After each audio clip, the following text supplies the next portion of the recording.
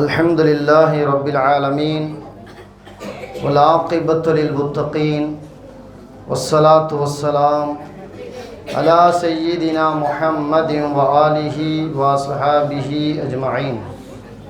فقد قال الله تعالى في القرآن العظيم: فاقرؤوا ما تيسر من القرآن. وقال رسول الله صلى الله عليه وسلم: أفضل العبادة تلاوة القرآن.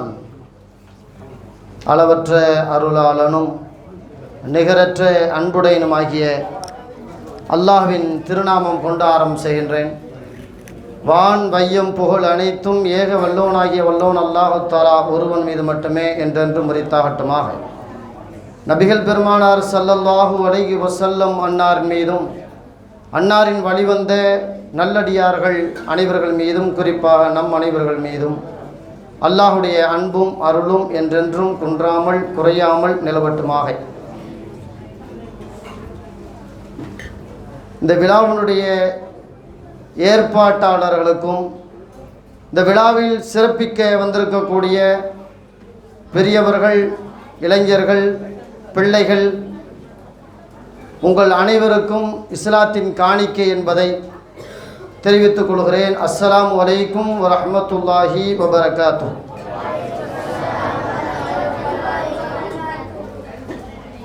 தமிழில் ஒரு பழமொழி சொல்லுவாங்க, ஏழை வீட்டில் தலைப்பிள்ளையாக பிறக்கப்படாது. இந்த மாதிரி பயான் நடக்கிற பொதுக்கூட்டத்தில் லாஸ்ட்டாக பேசப்படாது. ஏன்னா இவருமா சோழி முடிஞ்சிச்சு, எத்தனை மணிக்கு விடுவாங்களோ தெரியலை. அஜரத்து பாட்டு நேரத்தை சொல்லிட்டாரு, சரி அப்படின்ற மாதிரி பல பேர் உள்ளமும் அப்படி தான் இல்லையா? அதாவது ஒரு பெரிய தன்னை பெரிய பேச்சாளர் நினச்சிட்டு ஒருத்தர் மேடையில் போய் காரசாரமாக பேசினாராம். அந்த பெரிய மேடையினுடைய லாஸ்ட்டு பகுதியில் ஒருத்தர் நின்றுக்கிட்டு கடுமையான வாள் எடுத்து பள்ளமாக தீட்டிக்கிட்டு இருந்தார். இவருக்கு பயம், எங்கே நம்மளை போட்டுருவான் போல இருக்கே. அங்கேருந்து அந்த ஆள் சொன்னானா, ஹஸ்ரத் நீங்கள் பேசுங்க, உங்களை ஒன்றும் செய்ய போகிறதில்ல, உங்களை எவன் கூட்டி வந்தானோ அவனை தேடிட்டு இருக்கேன். அது மாதிரி என்னையை கூட்டிகிட்டு வந்தது இந்த பள்ளியுடைய தலைமை இமாமும், அடையாளப்படுத்திடுறேன், என்னையை விட்டுருங்க. அந்த மாதிரி சில நேரங்களில் போரிங்காக போச்சுன்னு வைங்களேன், முடிஞ்சு வச்சு ஜோலி. விஷயத்துக்கு வருவான். இது ஷாபான் மாதம், சரியான நேரத்தில் ஹஸரத்து இந்த விழாவை ஏற்பாடு செஞ்சுருக்கிறாங்க. நாம் பலருக்கும் தெரிஞ்ச தகவலாக இருந்தாலும் ஒரு சின்ன நினைவூட்டல். அல்லாஹ் குர்ஆனில் இப்படி பதிவு செய்கிறான்: ஃபக்ரஉ மா தயஸ்ஸர மினல் குர்ஆன். குர்ஆனை உங்களால் எவ்வளவு முடியுமோ அவ்வளவு ஓதுங்க. இவ்வளோ ஓது அவ்வளோ ஓதுன்னு ரப்பு சொல்லலை. குர்ஆனில் உன்னால் என்ன முடியுமோ அதை ஓது அப்படின்றான். நபிகள் நாயகம் ஸல்லல்லாஹு அலைஹி வஸல்லம் அவர்கள் சொல்வார்கள், அஃலலுல் இபாதா, உலகத்திலேயே சிறந்த அமல் அப்படின்னா திலாவத்தில் குர்ஆன், குர்ஆன் ஓதுறது தான் சிறந்த அமல். குர்ஆன் ஓதுறது தான் சிறந்த அமல். தொழுகைக்குள்ள என்னங்க ஓதுறோம்? குர்ஆனை தானே ஓதுறோம். அதே போல் ஹஜ்ஜுக்கு உம்ராவுக்கு போகும்போது சில குறிப்பிட்ட இடங்களில் குர்ஆனைத்தானே ஓதுறோம். இப்படி எந்த இபாதத்துக்குள்ளே போனாலும் குர்ஆன் அங்கே ஒன்று இருக்கும். பெருமானார் ஸல்லல்லாஹு அலைஹி வஸல்லம் சொல்கிறாங்களே, சிறந்த நோம்புன்னு என்ன தெரியுங்களா? அந்த நோம்பில் நிறைய குர்ஆன் ஓதுனா அதான் சிறந்த நோன்பு இல்லையா? எந்த இபாதத்தை எடுத்தாலும் அதுக்குள்ளே குர்ஆன் இருந்தால் அந்த இபாதத்தே அழகாயிடுமா. அதனால் குர்ஆன் ஓதுறதுங்கிறது ரொம்பவும் முக்கியமானது. அல்ஹம்துலில்லாஹ், இந்த பள்ளியில் குர்ஆன் ஓதுறதுக்கென்று இவ்வளவு பிள்ளைகளை தாய் தகப்பன் தியாகம் பண்ணி அனுப்பிச்சிருக்காங்க. இந்த பிள்ளைகளை ஒன்றும் தெரியாத பிள்ளைகளாக வந்தாலும் இதனுடைய ஆசிரியர் பெருமக்கள் குர்ஆனை தஜ்வீதோடு தர்த்தீலோடு செம்மையாக ஓதுற ஒரு நல்ல அழகான பிள்ளைகளாக இந்த பிள்ளைகளை தயாரிக்கிறாங்க. இது இரண்டும் மகத்தானது. பெற்றோர்களுடைய தியாகமும் அதே ஆசிரியருடைய தியாகமும் ஒரு நாணயத்தினுடைய இரண்டு பக்கங்களை போல அவசியமானது. ஒன்று இருந்தால் தான் ஒன்று இருக்கும், ஒன்றை எடுத்துட்டா ஒன்று இருக்காது இல்லையா? அப்போது சிறப்பான பணி. பெருமானார் ஸல்லல்லாஹு அலைஹி வஸல்லம் சொல்வார்கள், தப்ரானியில் நபி மொழி பதிவு செய்யப்பட்டிருக்கு. அதாவது நீ ஒன்று குர்ஆனை கற்றுக்கிற ஆளாக இரு, மாணவனாக இரு, அல்லது குரானை கற்றுக் கொடுக்கும் ஆசிரியராக இரு. இது ரெண்டும் முடியலைன்னா குரான் உடையவர்களை நேசிப்பவராக இரு. அதையும் தாண்டி அந்த குரான் உடையவர்களுக்கு ஏதேனும் நீ அந்த குரானுக்காக உதவி ஒத்தாசை செய்பவனாக இரு. ஐந்தாவதவனாக மாறிவிடாதே. ஐந்தாவது வகைனா யாருன்னு சஹாபாக்களை கேட்ட பொழுது குரான் அவனை பிடிக்காது, அவனுக்கு பிடிக்காது. மார்க்கம் அவனுக்கு பிடிக்காது, பள்ளிவாசம் அவனுக்கு பிடிக்காது, குரான் உடையவர்கள் அவனுக்கு பிடிக்காது. இப்படின்னு இன்றைக்கி இருக்கிறாங்க இல்லையா.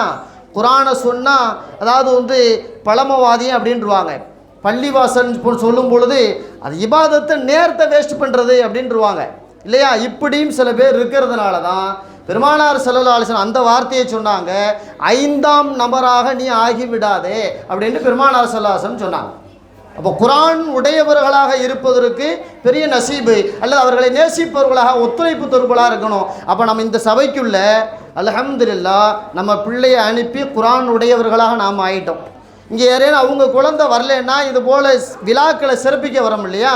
அப்போ குரானை நேசிப்பவர்களாக நாம் ஆகிட்டோம். அல்லது இந்த குரான் மதரசா நடத்தக்கூடிய ஒத்துழைப்புக்கு உதவிகளாக, பள்ளிவாசல் நடத்துவதற்கு ஒத்துழைப்பு உதவிகளாக செய்யும் பொழுது அவர்களுக்கு உதவி செய்யக்கூடிய பண்பாளர்களாக மாறிட்டோம். ஐந்தாம் நபர்களாக ஆகுவதற்கு நம்ம இடத்துல அல்லாஹ் வழி இல்லாமல் அல்லாஹ் நம்மை பாதுகாத்தான். அதாவது பதுர் ரஷீன்னு ஒரு அழகான கித்தாபு, அதில் இப்படி ஒரு செய்தி பதிவு பண்ணி வச்சிருக்கிறாங்க. பெருமானார் ஸல்லல்லாஹு அலைஹி வஸல்லம் அவங்களோடு முஆத் இப்னு ஜபல் ரலியல்லாஹு அன்ஹு பயணிக்கும் பொழுது முஆத் இப்னு ஜபல் ரலியல்லாஹு அன்ஹு கேட்டாங்களாம், யா ரசூலல்லாஹ் உலகத்திலேயே சிறந்த அமல் கொஞ்சமாக இருக்கணும், ஆனால் நல்ல பெரிய நன்மை கிடைக்கணும். மனுஷனுடைய நம்ம எதிர்பார்ப்போம் அதுதானே, சின்னதாக வேலை பார்க்கணும், பெருசாக கிடைச்சிடணும் நமக்கு சம்பளம் இல்லையா. படிக்கும் பொழுதே படிக்கிறதுக்கெல்லாம் கஷ்டப்படக்கூடாது, ஆனால் அந்த இன்ஜினியர் மாதிரி அந்த டாக்டர் மாதிரி அவ்வளோ அவசரத்துக்கு போயிடணும், படிக்கிறதெல்லாம் கூடாது அப்படின்னு சில பேர் நினைக்கிறோம் இல்லையா. இது மனிதனுடைய இயல்பு. முஆத் ஜபல் ரலியல்லாஹு அன்ஹு கேட்டாங்க, அதுக்கு மார்க்கம் வழி சொல்லிச்சுன்னு வைங்களேன். அப்போ பெருமானார் ஸல்லல்லாஹு அலைஹி வஸல்லம் சொன்னாங்க, முஆத், அதாவது நீ இரையச்சம் உள்ள மனிதனாக ஆக வேண்டுமா, ஷஹீதுடைய அந்தஸ்து உனக்கு கிடைக்கணுமா, அதே மாதிரி நாளைக்கு மறுமையில் நிற்கும் பொழுது உன்னுடைய நன்மை தீமைகளை நன்மையின் தட்டு கனத்து போக வேண்டுமா, இது எல்லாம் உனக்கு கிடைக்கணும். மறுமையில் பெரிய விசாரணை இல்லாமல் அசால்ட்டாக சொர்க்கம் போயிடணும். இது எல்லாம் உனக்கு கிடைக்கணும்னா ஒன்றே ஒன்று செய் முஆத், குர்ஆனை தினந்தோறும் ஓதிவா, அதற்குள் எல்லாம் உண்டு என்று பெருமானார் ஸல்லல்லாஹு அலைஹி வஸல்லம் சொன்னார். குர்ஆன் ஓதுறது பெரிய பாக்கியத்தை தருமா. பெருமானார் ஸல்லல்லாஹு அலைஹி வஸல்லம் அடுத்து சொன்னாங்க, இந்த மாணவ கண்மணிகளை பார்த்து தப்ரானிலே மஜ்மூ ஸவாதின் இந்த நபி மொழி பதிவு செய்யப்பட்டிருக்கு. யார் குர்ஆன்லேருந்து ஒரு பகுதி அல்லது குர்ஆன் முழுக்க கற்றுக்கொள்ளுகிறார்களோ அந்த பகுதி அல்லது குர்ஆன் முழுவதும் நாளை மறுமை நாளில் இந்த அடியார்கள் எழுந்து வரும் பொழுதே இவர்களை சிரித்த முகத்தோடு வரவேற்கும் என்று பெருமானார் ஸல்லல்லாஹு அலைஹி வஸல்லம் அவர்கள் சொல்கிறார். நாளைக்கு மறுமையில் பொதுவாக எல்லாத்துக்கும் ஒரு ஒரு உருவம் கொடுக்கப்படும்.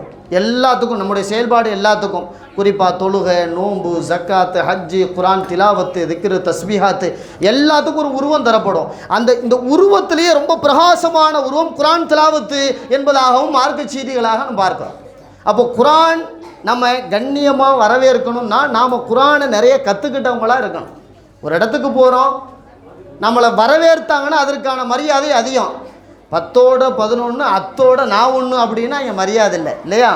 அப்போ வரவேற்க வேண்டிய இடத்துல நாம் இருக்கணும்னா குர்ஆனை நம் உள்ளங்களில் ஏற்றினால் அது நம்மை வரவேற்கும். அது நம்மை வரவேற்கும். அல்லாஹ்வுடைய வேதம் இல்லையா, அல்லாஹ்வுடைய வேதத்தை அல்லாஹ் எவ்வளோ விரும்புவானா இல்லையா. அப்போ அந்த வேதம் நம்மை வரவேற்கும் என்பதாக பெருமானார் ஸல்லல்லாஹு அலைஹி வஸல்லம் சொல்வார். அதே போல் இமாம் ராசி ரஹிமஹுல்லா இப்படி ஒரு செய்தி பதிவு பண்ணி வச்சுருக்கிறாங்க. அதாவது ஃபலாயிலுல் குர்ஆன் வ திலாவத்துஹு அந்த நூலுடைய பேர். இதில் இப்படி ஒரு செய்தியே சொல்கிறாங்க. ஒரு தோழர் கேட்டார், யா ரசூலுல்லாஹ், என் பிள்ளைகளுக்கு குர்ஆனை கற்றுக் கொடுக்கணும்னு சொல்கிறீங்க, என் பிள்ளைகளுக்கு குர்ஆனை கற்றுக் கொடுத்தா எனக்கு என்ன லாபம் அப்படின்னு கேட்டார். எனக்கு என்ன லாபம்னு கேட்குறாரு. பெருமானார் ஸல்லல்லாஹு அலைஹி வஸல்லம் சொன்னாங்க, எப்போ அதுக்கு என்ன லாபம்னு சொல்கிறது, அது காயா, அது எல்லை இல்லாத நன்மை கிடைக்கும்ப்பா உனக்கு அப்படின்னு சாட்டாக சொல்லிட்டாங்க. அடுத்த முறை ஜிப்ரீல் அலைஹிஸ்ஸலாம் வரும்பொழுது கேட்டாங்க, ஜிப்ரீல் இப்படி ஒருத்தர் கேள்வி கேட்டார், சரியான பதிலாக இல்லையே, அல்லாஹ்ட்ட கேட்டு சொல்லுங்களேங்கும் போது அல்லாஹ் பதில் சொல்லிவிட்டான். எப்படின்னு கேட்டால், யார் எந்த தாய் தகப்பன் தான் பிள்ளைங்களுக்கு குர்ஆனை கற்றுக் கொடுக்குறாரோ, குர்ஆனை கற்றுக் கொடுத்தோன்னா மதரசாவுக்கு அனுப்புகிறாரோன்னு அர்த்தம். மதரசாவுக்கு அனுப்பி அந்த பிள்ளைக்கு குரானை கற்றுக் கொடுக்க யார் உதவியாக தாய் தகப்பன் இருக்காங்களோ அவங்களுக்கு என்ன கிடைக்கும் எல்லாம் மறுமையில் கொடுப்பான் கூலின்னு கேட்டால் 10,000 முறை ஹஜ்ஜு செய்த கூலி அவர்களுக்கு பதிவு செய்யப்படும். 10,000 முறை உம்ரா செய்த கூலி அவர்களுக்கு பதிவு செய்யப்படும். 10,000 ஏழை பசியாக இருப்பவர்களுக்கு அவர்களுடைய பசியை போக்கிய கூலி அவர்களுக்கு பதிவு செய்யப்படும். 10,000 ஆடை குறைவாக வாழ்பவர்களுக்கு ஒரு நிவர்த்தியான ஆடை கொடுத்தால் என்ன கூலி அது அவர்களுக்கு பதிவு செய்யப்படும். அப்படின்னு ஒரு 4-5 லிஸ்ட்டை பெருமானார் ஸல்லல்லாஹு அலைஹி வஸல்லம் ஜிப்ரீல் அலைஹிஸ்ஸலாம் சொன்னாங்கன்னு சொல்லி ஹதீஸ் வருதே. அப்போ கொஞ்சம் யோசிக்கணும். இந்த பிள்ளைகளுக்காக இந்த தாய் தகப்பன் காலை மாலை எப்படியாவது என் பிள்ளை குரானை கற்றுக்கட்டுன்னு சொல்லி ஒரு ஆர்வப்படுறோம் இல்லையா, இதனுடைய நிரப்பமான கூலி அந்த தாய் தகப்பனும் கிடைக்கும். அந்த அந்த அந்த குழந்தை எப்படியாவது குரானை கற்றுக்கணுங்கிற ஆசை ஆர்வங்கிறது மிக முக்கியமானது. அதாவது ஒரு செய்தி சொல்லுவாங்க, இப்பெல்லாம் கூட கொஞ்சம் குறைஞ்சிருச்சு மக்தபுகள்லாம். ஒரு காலத்தில் பள்ளிவாசம் முழுக்க பிள்ளைங்க இருப்பாங்க. அப்போ பார்த்தீங்கன்னா நிறைய குரானுக்குன்னு தனியாக ரேக் இருக்கும். அந்த ரேக்கில் புது குரான் கொஞ்சம், பழைய குரான் கொஞ்சம், கிழிஞ்சு போன குரான் கொஞ்சம், இப்படி நிறையா இருக்குன்னு வைங்களேன். அப்போல்லாம் இந்த குரானை செப்பன்னுன்ற பொறுப்பும் கூட அந்த பள்ளியினுடைய இமாமு அல்ல அந்த மதரசாவுடைய உஸ்தாத் தான் எடுத்துக்குவாங்க. இதே மாதிரி ஒரு உஸ்தாது ஹிதாயா பள்ளி அஜரத்தை சொல்லலை, வெளியில் உள்ள அஜரத்தை சொல்கிறேன். அந்த அஜரத் என்ன பண்ணாரா, கிழிஞ்சு போன குரானெல்லாம் எடுத்துக்கிட்டு போய் பெயிண்டிங் பண்ணுறவன்ட்ட கொடுத்து இதை அழகாக பெயிண்டிங் பண்ணுப்பா அப்படின்னு சொன்னாராம். அப்போது அந்த பெயிண்டிங் பண்ணுறவனுடைய பழக்கம் என்னான்னு கேட்டால், யார் எதை பெயிண்டிங் பண்ண கொடுத்தாலும் அவன் என்ன பண்ணுவான், பெயிண்டிங் பண்ணி முடிக்கிற நேரத்தில் அவன் எதையாவது கிறுக்கி 2 தாளை வச்சு பெயிண்டிங் பண்ணி கொடுத்துருவான். அவன் சரக்க உள்ளே சேர்த்துருவானான். அப்போ அஜரத்து போய் சொன்னாங்க, ஏப்பா நீ பழையபடி எதையாவது சரக்க உள்ளே வச்சிடாத, இது குரானு அல்லாவுடைய வேதம், நீ பாரு அல்லாவுடைய வேதத்தில் கை வச்சிடாதப்பா அப்படின்னு சொன்னான். இல்லை அஜரத்து அதெல்லாம் செய்ய மாட்டேன், பத்திரமா கொடுத்துட்டு போங்க, செஞ்சு வச்சிட்றேன். எல்லாம் முடிச்சாச்சு. என்ன முடிஞ்சாப்பா? முடிஞ்சு எடுத்துகிட்டு வந்தோன்னா அவர் கேட்டாராச்சப்பா உள்ள உன் சரக்கு எதுவும் வைக்கலையே? இல்லை சரத்து, குரானுக்குள்ளே நான் எதையும் எழுதி நான் வைக்க ஒன்றே ஒன்று செஞ்சேன். என்னடா குரானுக்குள்ளே செஞ்சேன்? இல்லை குரான் பூரா வாசித்து பார்த்தோம் சரத்து, நிறைய இப்லீஸுன்னு வருது. இப்லீஸை போய் குரானில் சொல்கிறானே அல்லா. அடுத்து நம்ரூதை பற்றி, அதாவது ஃபிரௌனை பற்றி வருது, ஹாமானை பற்றி வருது, இந்த லஹபை பற்றி வருது. குரானில் போய் இதையெல்லாம் சொல்லலாமா சரத்து? அந்த இடத்த பூரா அடிச்சுட்டு உங்கள் பேரை எழுதிட்டே சரத்துனா நம்ம ஹிதாயா அஜரத் இல்லைங்க. ஆமாம், பத்திரமா நான் நீலாங்கரை போகணும். ஏன்னா அவரை சொல்லலை, ஒரு பள்ளிவாசலில் நடந்த இமாமுக்கு நடந்த துக்கம் சோதனை. இந்த மாதிரிலாம் ஒரு காலங்களில் இமாம்கள் பட்ட பாடு பெரும்பாடு. இன்றைக்கெல்லாம் அப்படி இல்லைன்னு வைங்களேன், மாறிடுச்சுன்னு வைங்க. இப்போ குரான் ஓதுறதுக்கு அவ்வளவு மெனக்கட வேண்டியது இருக்குது, அவ்வளவு நம்ம முயற்சி செய்ய வேண்டி இருக்குது. தாய் தகப்பனாக இருக்கட்டும், ஆசிரியராக இருக்கட்டும், எல்லாரும் அதுக்காண்டி தனியான முறையில் மெனக்கட வேண்டி இருக்குது. அதனால் இந்த பிள்ளைகளுடைய தாய் தகப்பன்மார்கள் 100% கொடுத்து வைத்தவர்கள், பெரும் பாக்கியசாலிகள். காரணம், இந்த பிள்ளை ஒவ்வொரு எழுத்தையும் ஓத ஓத இந்த பிள்ளைக்கு ரசூலுல்லாவுடைய பார்வையில் பெற்றவங்களுக்கு போய் சேருமா. இறுதியாக ஒரு செய்தி அபூதாவுதில் ஒரு நபி மொழி வருது. பெருமானார் ஸல்லல்லாஹு அலைஹி வஸல்லம் ஹஜ்ஜுக்கு போனாங்க. ஒரு ஹஜ்ஜு தானே ரசூலுல்லா, ஒரு ஹஜ்ஜு தான். நம்ம ஒன்றுக்கு மேற்பட்ட ஹஜ்ஜெலாம் ரசூலுல்லா செய்யலை. இந்த ஒரே ஒரு செய்தி, அதாவது தப்பான நிலை, அதுலேருந்து நம்ம மாறிக்கணும். ஒரு ஹஜ்ஜு பண்ணுனா ஹாஜின்னு எழுதுவார் பாய். ஒரு ஹஜ்ஜு விட்டு 2-3 ஹஜ்ஜு பண்ணிட்டா அல் ஹாஜின்னு எழுதுவார். கேட்டால் அல் ஹாஜினா ஒன்றுக்கு மேற்பட்ட ஹஜ்ஜி, ஹாஜினா ஒரு ஹஜ்ஜி. இது தப்பான மூட நம்பிக்கை. ஹாஜினாலும் அல் ஹாஜினாலும் ஒன்றே ஒன்று தான் இல்லையா, எல்லாம் ஒன்று தான். ரசூலுல்லாஹ் ஒரு ஹஜ்ஜு தான் செஞ்சாங்க. அப்படி ரசூலுல்லாஹ் ஹஜ்ஜுக்கு போகும்பொழுது ஒரு அம்மா இந்த மாதிரி சின்ன பிள்ளை தூக்கி இப்படி காமிச்சிச்சான். ஒரு அம்மா, ஒரு நபி தோழி, யார் ரசூலுல்லாஹ் இந்த பிள்ளைக்கும் ஹஜ்ஜு கடமையா அப்படின்னு கேட்டாங்க. அந்த அம்மா ரசூலுல்லாஹ் அந்த பிள்ளைக்கு ஹஜ்ஜு கடமையான்னு கேட்கும்போது ரசூலுல்லாஹ் சொன்னாங்க, அந்த பிள்ளைக்கு ஹஜ்ஜு கடமை இல்லை, அந்த பிள்ளையை நீ ஹஜ்ஜுக்கு கூட்டிகிட்டு வந்துட்ட, அந்த பிள்ளையும் ஹஜ்ஜு செய்ய விடு, அந்த கூலி பூரா மொத்தமாக உனக்கு கிடைக்கும்ட்டாங்க. இந்த ஹதீஸுக்கு கீழால நிறைய மசாயில் எழுதப்படுகிறது. வயதுக்கு வருவதற்கு முன்பு இந்த பிள்ளைகள் குரான் ஓதினால், தொழுதால், நோன்பு வைச்சால், தர்மம் கொடுத்தால் எல்லா நன்மையும் யாருக்கு கிடைக்கும்? தாய் தகப்பனுக்கு கிடைக்கும். அல்லது இவர்கள் இந்த தரத்துக்கு உயர்த்தி இருக்கிறார்களா இல்லையா, அதனுடைய ஆசிரியர் பெருமக்களுக்கு கிடைக்கும். இதை தரத்துக்கு உயர்த்தினார்களா இந்த பள்ளிவாசல் நிர்வாகம், அவர்களுக்கு இந்த தகுதி எல்லாம் கிடைக்கும். அப்படின்னா குரான் நமக்கு ஓத தெரியாட்டாலும் நம்ம பிள்ளையை ஓத அனுப்புனா, அல்லது இந்த மதரசாவை கட்டி காத்தா, இந்த நிர்வாகத்தை கட்டி காத்து வந்தா, எல்லாத்துக்கும் அல்லாஹ் கொஞ்சம் கூட குறையாமல் கூலி கொடுப்பாங்க. கொஞ்சம் கூட குறையாது கூலி. அல்லாஹ்வுடைய கசானா எடுக்க எடுக்க வருமே தவிர குறையாது. எப்படி அசரத்து எடுக்க எடுக்க வரும்? 10 ரூபாயில் 1 ரூபா எடுத்தால் எவ்வளோங்க? 9 ரூபா, 9 ரூபாவில் 1 ரூபா எடுத்தால் 8 ரூபா. இது லாஜிக்கா இல்லையேன்னு கேட்கலாம். அல்லாவுடைய கசானா குறையாது, ஆனால் நம்ம லாஜிக்கு இடிக்குதேன்னு கேட்கலாம். அதுக்கு மார்க்க அறிஞர்கள் சொல்லுவாங்க, அல்லாவுடைய கசானா எப்படின்னு கேட்டால், ஒரு தீப்பந்தம் ஏற்றுறோம், ஒரே ஒரு தீப்பந்தம், அடுத்து ஒரு தீப்பந்தம் அதில் அப்படி வச்சு எடுத்தால் இதில் ஒளி வந்துடுமா இல்லையா? இந்த ஜோதி ஏதாவது குறைஞ்சிருக்கா? இந்த ஜோதி குறையாது. 1000 பந்தத்தை எடுத்தாலும் இந்த பந்தம் எரிஞ்சுக்கிட்டே இருக்கும், ஜோதி குறையாது. இதுதான் அல்லாவுடைய கசானாவுக்கு. அப்போ அல்லாஹ் எவ்வளவு வேண்டாலும் கொடுப்பான், அது குறையாது, எவ்வளவு வேண்டாலும் தருவான். அந்த அடிப்படையில் இந்த பிள்ளைங்க ஓத ஒவ்வொரு வார்த்தைக்கும் உங்களுக்கான சவாபு பதிவு செய்யப்படும். அதாவது ஷியாக்களுடைய நூல் அல் காஃபின்னு ஒரு கிதாப் இருக்குது. அதில் நிறைய செய்திகள் இருந்தாலும் கூட இப்படி ஒரு செய்தி இருக்குது. அல் காஃபியெல்லாம் வாசிக்கிறீங்களான்னு கேட்டுறாதீங்க. காஃபியில் பல செய்திகள் சுன்னத் ஜமாத் அகீதாவுக்குள்ள சில செய்திகளும் வருது. அதில் இப்படி ஒரு செய்தியை எழுதுகிறாங்களே, ஈசா அலைஹிஸ்ஸலாத்தை பற்றி ஒரு செய்தி வந்து இறுதியாக, அதாவது ஈசா அலைஹிஸ்ஸலாம் பாலைவனத்து வழியாக நடந்து போகும் பொழுது ஒரு கபருக்கு கீழால் கடுமையான வேதனை அல்லாஹ் அறிவிச்சு கொடுத்தான். கடுமையாக வேதனை செய்யப்படுறாரு அப்படின்ற மாதிரி கடந்து போயிட்டு கொஞ்ச காலம் கழித்து மீண்டும் அந்த கபர் வழியால் வந்தாங்க. அதே மனிதர் சொர்க்கத்தினுடைய வாழ்க்கை சிறப்பாக வாழ்கிறார் கபருக்குள்ளே. ஈசா அலைஹிஸ்ஸலாத்துக்கு ஒன்றுமே புரியலை. கொஞ்ச காலத்துக்கு முன்னாடி அடியும் உதையும் வாங்கின அந்த ஆள் இன்னைக்கு செம்ம ஜாலியாக வாழ்கிறானே, விஐபி மாதிரி கபருக்குள்ளே வாழ்கிறானே, வித்தியாசம் தெரியலேன்னு அல்லாட்ட முறையிட்டாங்க. இவனை பற்றி என்ன செய்தி அப்படின்ட்டு. பெரிய பாவம் பண்ணுனா அவனுக்கு நரகத்தினுடைய வேதனையை நாம் தந்தோம். ஆனால் இவன் மௌத்தா போகும்போது இவன் மனைவி மாசமாக இருந்தான், கருப்பமாக இருந்தான். அவள் இப்போ பிள்ளை பெற்று அந்த பிள்ளையை ஓரளவுக்கு புத்தகம் ஆக்கி அந்த பிள்ளையை ஓரளவு ரெடி பண்ணி கொண்டாந்து அந்த பிள்ளையை கொண்டு போய் மதரசாவில் விட்டா. அவங்க வேதத்தை இன்சீல் வேதத்தை கற்றுக்கிறதுக்கு மதரசாவில் விட்டா. அந்த பிள்ளை அஜர்த்து சொல்ல அது சொல்லுச்சு எப்படி, பிஸ்மில்லாஹிர் ரஹ்மானிர் ரஹீம் ஆசிரியர் சொல்ல அந்த பிள்ளை சொல்லுச்சு. இது ஒன்றுக்கு தான், இது ஒரே ஒன்றுக்கு தான் அவருக்கு சொர்க்கத்தையே கொடுத்துட்டேன்டான அல்லாஹ். பிஸ்மில்லான்னு பெத்த பிள்ளை மதரசாவில் போய் சொல்லிச்சு. அவனும் வேதத்தை முழுசாக கற்றுக்கலை. அதுக்கு முன்னாடி பிஸ்மில்லா சொல்லி கொடுக்குறோம் இல்லையா? பிஸ்மில்லான்னு சொன்னதுக்கே ரப்பு தாய் தமிழுக்கு இவ்வளோ பெரிய கிரீட அளவுக்கு பெரிய அந்தஸ்து தர்றானா, அப்போ இந்த பிள்ளைடைய தாய் தகப்பன் பாக்கியவான்கள் என்று சொன்னதில் மாற்றுக்கருத்து இருக்குமா? மாற்றுக்கருத்து இருக்குமா? இப்னு மாஜாவில் ஒரு நபி மொழி வருது, பெருமானார் ஸல்லல்லாஹு அலைஹி வஸல்லம் சொல்கிறாங்க, ஒருத்தருக்கு சொர்க்கத்தை ஒரு சின்ன பதவியை தான் தந்தான். பதவி கொஞ்சம் காலம் ஆக ஆக ஒசந்துக்கிட்டே போகுதான். அவரே டவுட்டில் கேட்டார். சில நேரங்களில் நமக்கு ஆச்சரியமாக ஏதாவது நடந்துச்சுன்னு வைங்களேன், நாமளே கிள்ளி பார்த்துக்குவோமா இல்லையா, இது நான் தானா அப்படின்னு சொல்லிட்டு, இல்லையா நான் தானான்னு கிள்ளி பார்த்துக்குவோம்ல, அந்த மாதிரி அவர் கேட்டார், எனக்கு ஏன் இந்த அந்தஸ்து ஒசருதுன்னு.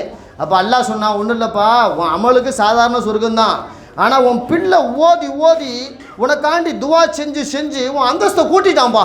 அவன் வந்து உனக்காண்டி ரெக்கமெண்ட் பண்ணுறான், நான் உனக்கு ஆட்டோமேட்டிக்காக கூட்டிட்டேன் உன்னுடைய அந்தஸ்துண்டானா. பெருமானார் ஸல்லல்லாஹு அலைஹி வஸல்லம் சொல்கிறார்கள், இப்னு மாஜாவிலே நபி மொழி பதிவு செய்யப்பட்டிருக்கு. இந்த மாதிரி செய்தியை சொல்லணும்னா எக்கச்சக்கமான செய்திகள் இருக்குது. இந்த பிள்ளைகளை நாம் ஆர்வப்படுத்தணும், இந்த பிள்ளைகளை அவ்வப்போது நாம் பாராட்டணும். அந்த பாராட்டுன்னு ஒரு முகமாக தான் வருஷத்துக்கு ஒரு முறை இந்த மாதிரி ஆண்டு விழான்னு வச்சு அந்த பிள்ளைகளுக்கு கேடயம் அது இது எல்லாம் கொடுக்கறதெல்லாம் அந்த பிள்ளைகளை ஆர்வப்படுத்துறதுக்கு தான். பெருமானார் ஸல்லல்லாஹு அலைஹி வஸல்லம் அவ்வப்போது ஆர்வப்படுத்துனாங்களா இல்லையா? பார்க்குறமாலையா புகாரில் நபிமொழி வரும், முஆத் ரலியல்லாஹு தஆலா அன்ஹு, அதாவது அபூ மூஸா ரலியல்லாஹு அன்ஹு அழகாக கிராத் ஓதுவார். அவரை பார்த்து சொன்னாங்களாம், அபூ மூஸா நீ அழகாக குரானை ஓதுறியப்பா, எப்போ எந்த அளவுன்னு கேட்டால், தாவூத் அலைஹிஸ்ஸலாம் ஓதுற மாதிரி இனிமையான குரல் உனக்கு இருக்கு அபூ மூஸா அப்படின்னு ரசூலுல்லாஹ் பாராட்டினார்களே. அபூ மூஸாவை பாராட்டினாங்க. ரசூலுல்லாஹ் தான் ஆசிரியரே, தன் மாணவரை பாராட்டுறாங்களா இல்லையா? எந்த அளவுன்னு கேட்டால், அபூ மூஸா ரலியல்லாஹு அன்ஹு நைட்டில் உட்காந்து குரான் ஓதுவார், இரவில் உட்காந்து குரான் ஓதுவார். ரசூலுல்லாஹ் அப்படி போகும்போது அவர் ஜன்னலுக்கு போகிற பின்னு காது கொடுத்து கேட்பாங்களாம், எவ்வளவு அழகாக அந்த அபூ மூஸா ஓதுறார், எவ்வளவு அழகாக ஓதுறார் அப்படின்னு கேட்பாங்களாம். அதை பார்த்துட்டு ஆயிஷாமா வருவாங்க, என்ன இங்கே நிற்கிறீங்க அப்படின்ட்டு. இந்த பொதுவாகவே சில நேரங்களில் பொம்பளைங்க செஞ்சால் நம்ம அமைதியாக போயிடணும், அவளுக செய்யும் பொழுது அமைதியாக போய் நம்ம செய்யும் போது விட மாட்டாளுவோம்.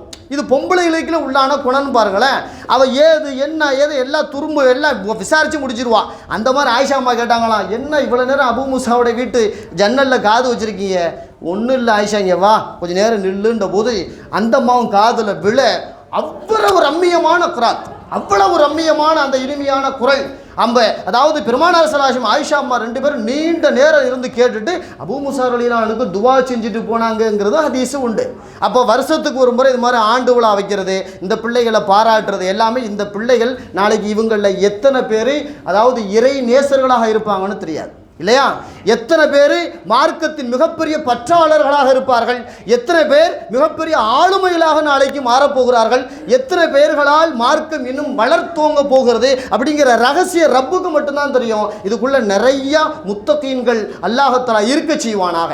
அல்லாஹ் தஆலா இந்த பிள்ளைகளுடைய பரக்கத்தால் இந்த நிர்வாகத்தை செழிப்படைய செய்வானாக.